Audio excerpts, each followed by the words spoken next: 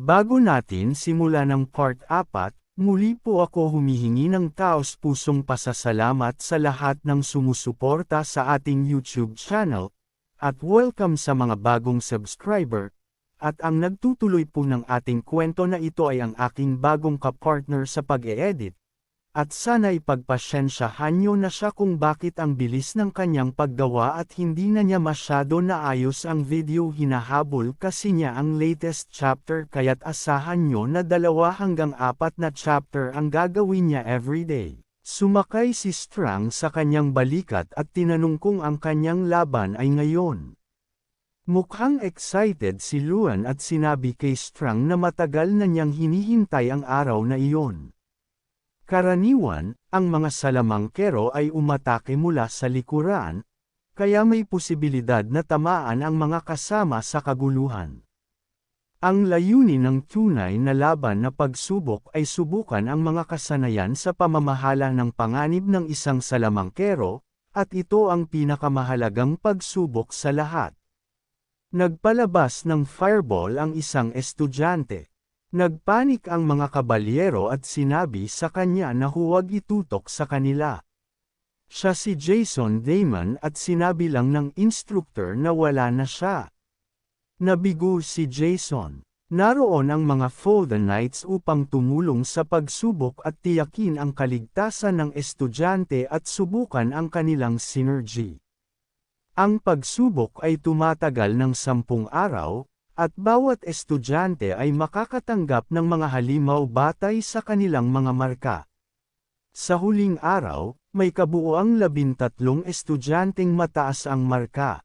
Dahil ito ang huling araw ng pagsubok, lahat ay curious kung anong klaseng halimaw ang lilito. Nagpanik ang mga estudyante sa tunog ng malalakas na ingay, isang orc ang lumitaw.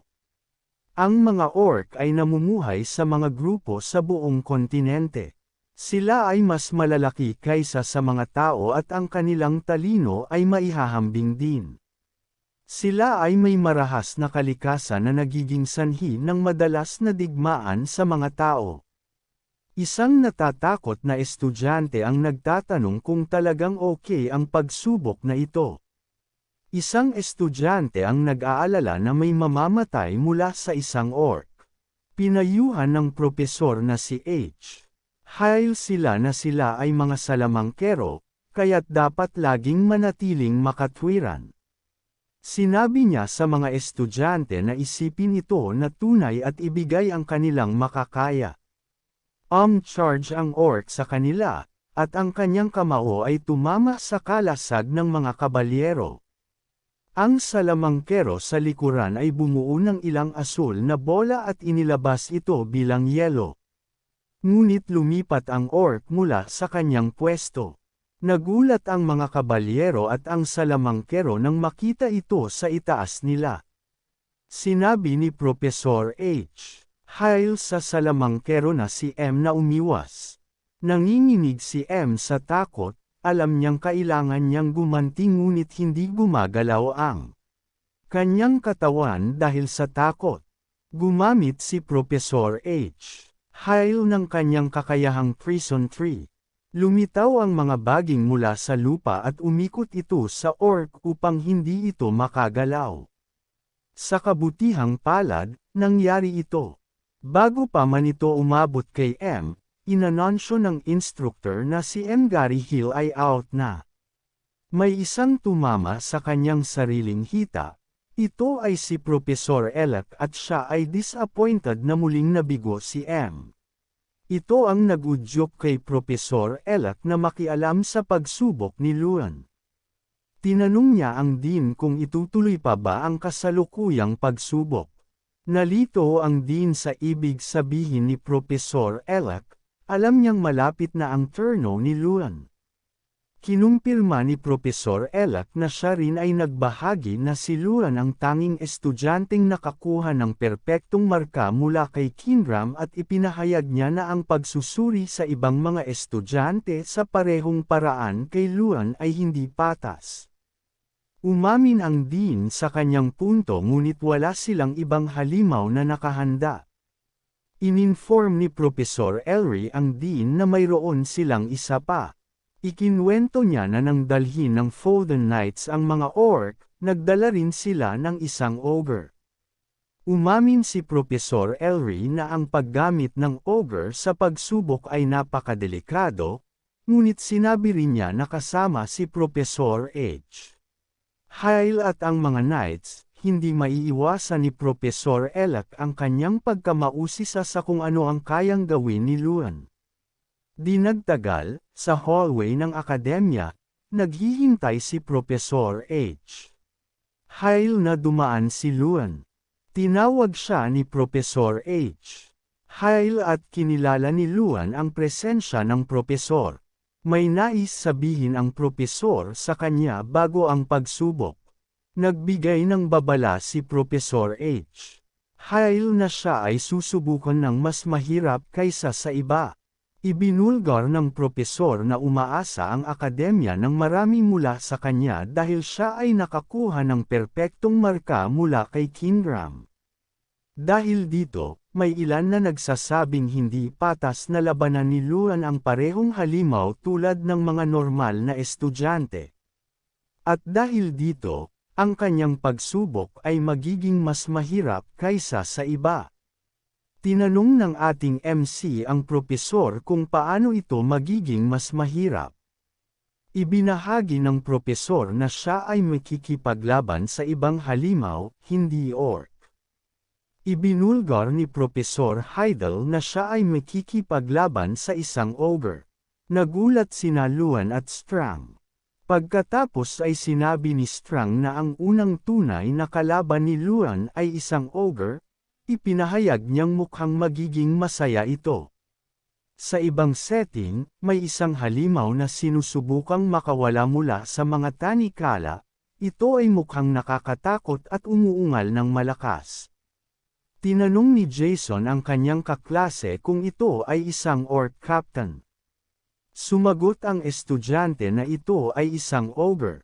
Nang marinig iyon, nag-alala si Jason.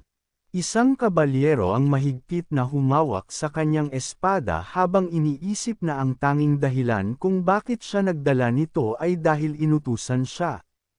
Ngunit sa kanyang opinyon, hindi dapat gamitin ang ogre laban sa mga estudyante para sa mga layunin ng pagsubok. Iyon ang nagbigay sa kanya ng pag-aalala kung gaano kalakas ang estudyante. Ang ogre ay kamukha ng orc ngunit ito ay mas malakas. Ang mga ogre ay kayang basagin ang bungo o baluktutin ang gulugod sa isang pangswing. Tinanong ni Professor H. Hyle kung sigurado siya dito, lalo na't mahirap hulihin ang ogre kahit na may tulong sila. Tumugon si Professor H. Hyle nang matatag na sigurado siya dahil ito ay utos ng Dean. May isang kabalyero na may bahid ng agresyon ang nagkomento kung paano inilalagay ni Professor H. Hyle ang kanyang buhay sa panganib para sa pagsubok sa akademya. May isang tao na sumagot na handa siyang ilagay ang kanyang buhay sa panganib. Tinanong ng kabalyero ang taong ito kung sino siya, at ipinakilala niya ang kanyang sarili bilang Luardel, ang estudyante para sa pagsubok. Hindi makapaniwala ang kabalyero na ito. Ang estudyanteng lalaban sa ogre, naniniwala siyang walang paraan na kayang labanan ng isang estudyante ang ogre.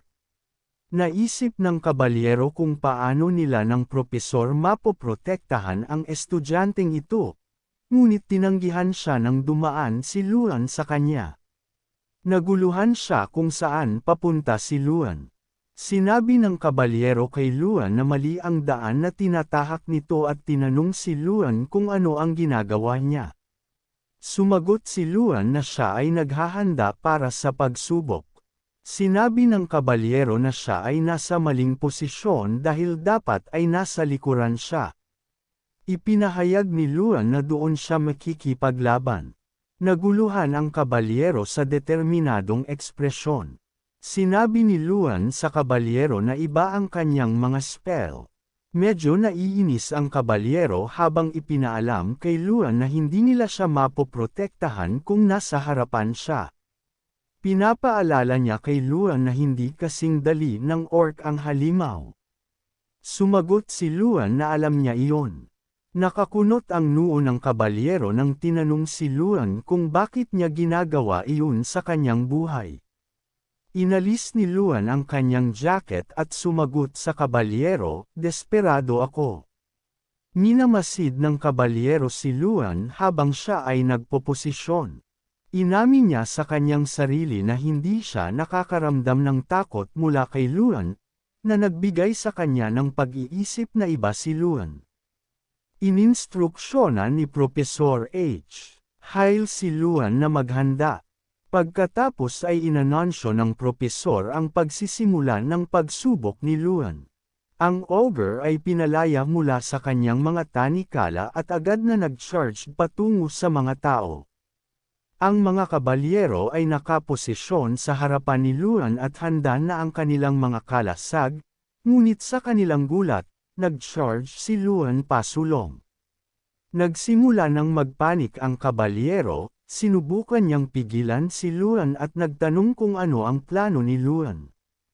Umungol ang ogre ng malakas at nakakatakot habang itinaas nito ang kanyang braso. Bilang tugon, tumalon si Luan at nang siya ay malapit na sa ogre, nagpalabas siya ng fireball. Nagtagpo ang kanilang mga kamao sa gitna. Nagulat ang mga tao na si Luan ay nakipaglaban sa halimaw ng diretsyo. Nabigla ang kabalyero nang gamitin ni Luan ang isang close combat spell sa sitwasyong iyon. Sinubukan ni Professor H. Hyle na magmasid kahit na ang apoy at usok ay nagpapahirap sa pagtingin. Nakapikit din ang mga mata ng ibang estudyante. Pati si Professor Elak at ang dean ay nagulat, ang usok ay nag-block sa kanilang paningin. Sa lahat, umaasa ang knight na hindi patay si Luan. Nang nawala ang usok, nakita niya ang figure ni Len. Nagulat siya nang makita na buhay pa si Luan at nagtataka siya kung paano pa ito nakakatayo. Samantalang si Professor Hell ay nakangiti, sigurado akong inaasahan na niya itong mangyari. Hinampas ng knight ang balikat ni Luan at pinagsabihan siya dahil dapat ay ipinaalam niya ito sa kanya ng maaga. Sumigaw siya, "Halos namatay ka na." Nagsorry si Luan ngunit nagtanong kung papayagan pa rin siya ng knight na gawin yun kung ipinaalam niya ito ng mas maaga. Nabigla ang knight sa tanong na iyon. Sinabi ni Luan na dapat nilang tapusin ang pagsubok muna. Galit ang ogre at mukhang nakakatakot. Hiniling ng knight kay Luan na umatras muna dahil delikado ito. Inutusan niya si Luan na huwag gumalaw hanggang sa matapos niyang ayusin ang ogre, pero humakbang si Luan pasulong. Inilagay niya ang sarili sa harap ng knight at idineklarang ito ang kanyang pagsubok na may matigas na ekspresyon, "Hayaan mo akong tapusin ang aking pagsubok." Tumingin si Luan sa ogre na 5 beses na mas malaki sa kanya at saka siya umatakbo patungo sa ogre. May 2 dahilan kung bakit siya naging matapang, isa na rito ay dahil sa kanyang kasanayan na kaibigan ng ogre. Ito ang titulong nakuha niya mula kay Kinram na nagpapahintulot sa kanya na makipag-usap sa mga ogre. Naiintindihan niya ang sinisigaw ng ogre kanina, sinabi nitong huwag siyang lumapit at humihingi ng kalayaan. Ang ogre ay mukhang isang galit na halimaw sa mga normal na tao, ngunit hindi kay Luan. Naiintindihan niya na takot ang ogre sa paligid ng maraming salamangkero at mga knight. Nakakuha siya ng biglaang quest. Ito ay isang agarang quest upang labanan ang isang kaaway na hindi niya maiiwasan. Si Luan ay inatas ang pabagsakin ang kaaway ng mas mabilis kaysa sa iba. Mayroong 2 layunin, ang una ay ang maunang sumalakay sa kaaway, at ang pangalawang layunin ay talunin ang kaaway. Ang gantimpala para dito ay dagdag na 30 lakas at isang kasanayan na tinatawag na Player's Eye. Ito ay isang napakalaking gantimpala para sa isang tao tulad ni Luan na kailangang ulitin ang parehong quest araw-araw. Ito ay katumbas ng 3 araw ng lakas sa isang quest. Nang maglaon, umalis siya ng walang dahilan upang mag-atubili. Ang kanyang kamao ay sumalubong sa ogre. Ang apoy ay umapaw sa braso ng ogre. Ito ay isang napakalaking apoy, at sa pamamagitan nito, natapos ni Luan ang unang layunin. Ngunit hindi pa tapos ang lahat. Sinabi ng ogre na papatayin siya. Ang ogre ay biglang tumalon ng mataas. Inaasahan nila ang epekto ng atake. Sumigaw ang ogre na dudurog sa ulo ni Luan. Sa kabutihang palad, nakaiwas si Luan sa tamang oras. Nagpasya siyang hanapin ang kahinaan nito. Gumamit si Luan ng time refraction. Nagulat ang kabalyero, nagtataka siya kung paano kabila si Luan. Nais ni Luan na lumapit sa ogre. Nag-charge siya at tinarget ang ogre. Maahinang bahagi, nagulat ang knight kung paano hindi nag-aalangan si Luan sa pagharap sa ogre. Ang mga estudyante ay nagtataka kung ano ang nangyayari, nang makita nilang umatake ang ogre. Itinaas nito ang kamao laban kay Luan na ginawa rin ang parehong bagay. Tinamaan din ni Luan ang braso ng ogre gamit ang kanyang tuhod. Nahawakan ng ogre si Luan at itinapon siya sa hangin. Na-adjust ni Luan ang kanyang katawan at na-control kung paano siya babagsak. Ngunit nagulat siya nang biglang magtapon ng malakas na suntok ang ogre. Sa kabutihang palad, mabilis siyang nakaiwas. Ang ogre ay labis na galit at tinawag si Luan na daga. Si Luan ay tumalon ng mataas habang nasa hangin. Inihanda niya ang kanyang mga binti at tinadyakan ang ogre. Ito ay sapat na lakas upang mapatamba ang ogre sa lupa na may malakas na tunog. Nakabagsak si Luan at tinapakan ang dibdib nito. Nagpasya siyang tapusin ang laban. Ginamit niya ang kasanayang ogre's fur upang dagdagan ang kanyang lakas sa loob ng 30 segundo. Tinanong ng ogre kung tao pa siya, at nang sinabi ni Luan, hindi mo ba inaasahang sisegat ako?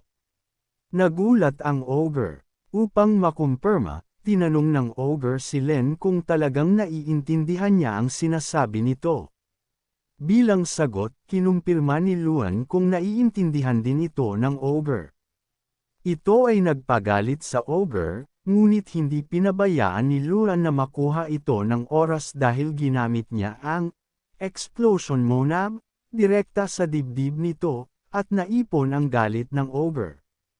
Ininform ng sistema si Luan tungkol sa pagbabago sa berserk status. Nagdulot ito ng napakalaking pagsabog, at nang matanggal ang apoy ni Luan, ang ogre ay knockout na. Unti-unting tumayo si RMC at nagtanong kung ang kanyang atake ay nagbigay ng resulta.